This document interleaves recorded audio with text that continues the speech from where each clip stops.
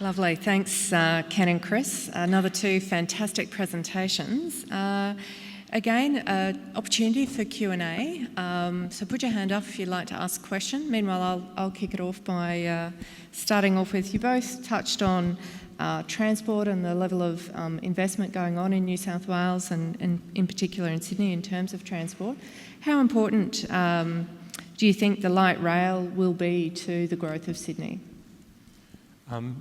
We've seen how light rail has changed European cities. We had a speaker from France in our studio recently and helping out with Bridget Smythe and the team in the Sydney City Council.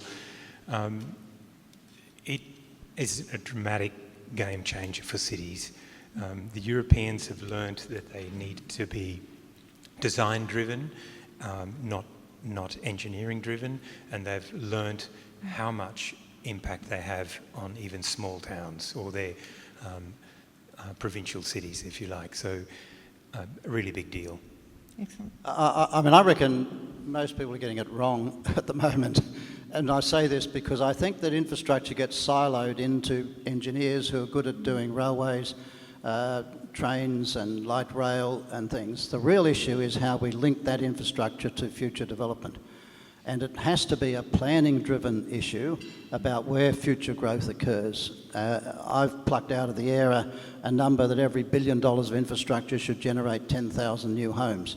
Now, I don't know if there's any science behind that, but if it's not doing something like that, it's not really contributing to the future armature and structure of the city. We did another publication that looked at a total infrastructure sort of picture for 40, 50 years for Sydney and where all the population could relate to those areas. So when light rail comes in, I worry a little bit, for instance, about the light rail out along Anzac Parade in Sydney because no new housing will happen for half of that length.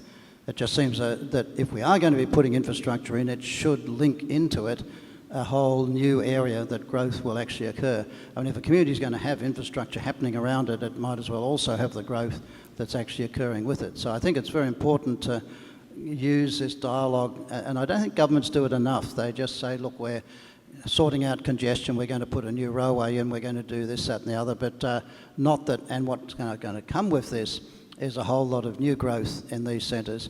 But then there's also, I think, an advocacy about this new way of living, and I've just touched on it. We did a big survey of over 1,000 people living in apartments. The sort of lifestyle that comes with this is something that really needs to be promoted more strongly, I think, across the broader community. Excellent. Thanks, Chris. Probably touch on one of my favourite topics. There's a gentleman down the front here. Nick Barker, Robert Bird Group. Chris, this question's directed to you. Over the years, I've experienced the height constraint issues in Sydney quite significantly, and I was interested the way you showed the perimeter of the city setting the height. One of the problems Sydney has is that the centre of the city sets the height through the Sydney Tower, but also the sunlight penetrating into Martin Place. So do you think you've got any chance of winning this argument?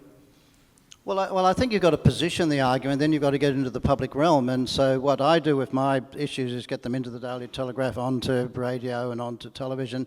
I mean, just as an interesting example of this, the height issue, the Daily Telegraph championed that we're behind other cities, we've got to do something. The Daily Telegraph then hosted a thing called the Bradfield Lecture, Bradfield who did the Harbour Bridge, and had the Premier Mike Baird there.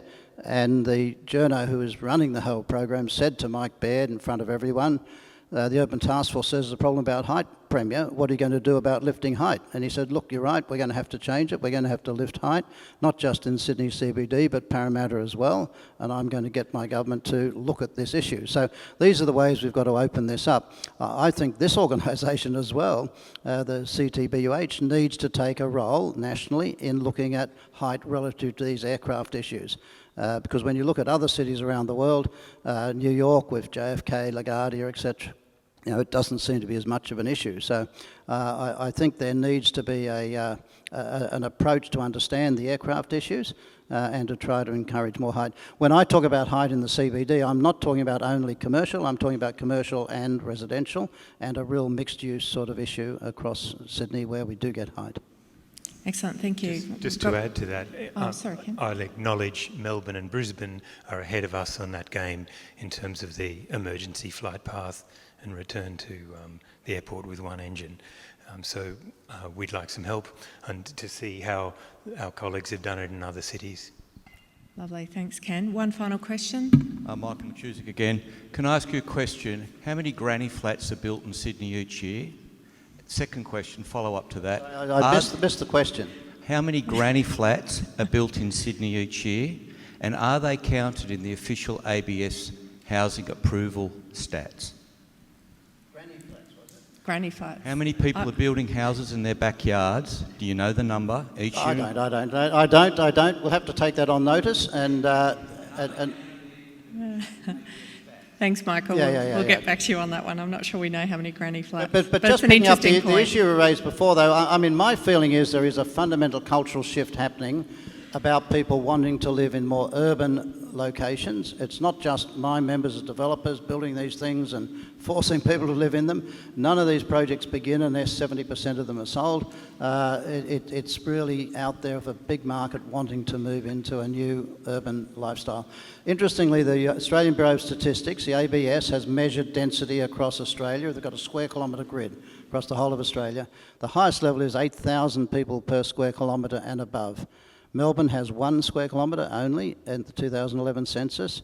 Sydney has 21 of those, so Sydney's well further down the track on getting more density. London, however, has 327 square kilometres, over 8,000 people per square kilometre. So I think cities around the world are moving into this more urban location, and what comes with that, of course, is a whole lot of new amenities, different lifestyle. Even the Heart Foundation indicates that people walk more and are actually healthier. Excellent. Well, we might finish on that note. Well-designed cities are healthy cities, aren't they? So if we could thank Ken and Chris for their contribution this morning.